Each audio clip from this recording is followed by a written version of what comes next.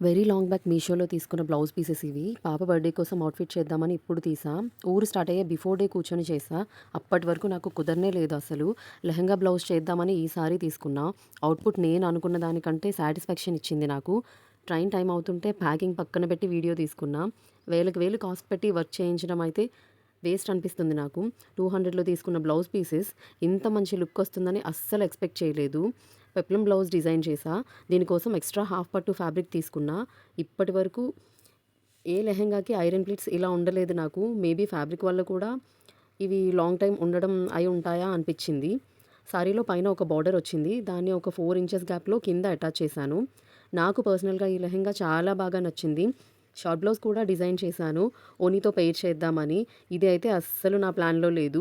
సడెన్‌గా అనుకున్నా చేస్తే బావుంటుంది అని. ఈ లుక్ కూడా అదిరిపోయింది అసలు. మంచి ట్రెడిషనల్ లుక్ వచ్చింది. బ్యాక్ సైడ్ జిప్ అటాచ్ చేసేసాను. కింద స్కాలప్ ఇచ్చేసాను. ఓనీ కలర్ అయితే వైన్ కలర్ దుప్పట్టాతో పెయిర్ చేశాను.